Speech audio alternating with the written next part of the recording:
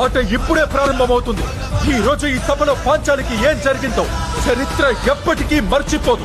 ఇక రాబోయే తరాల వారు కూడా గుర్తుంచుకుంటారు. ఇది అసహ్యకరమైనదే కాదు, కురువంశం ప్రతిష్టపై చెరిపివేయబడని ఒక నల్లటి మచ్చ.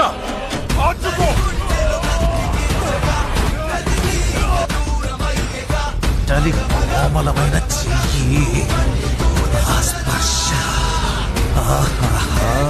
రాక్షసుడా, నీ నీచమైన నోటితో పాంచాలి పేరు ఉచ్చరిస్తావా?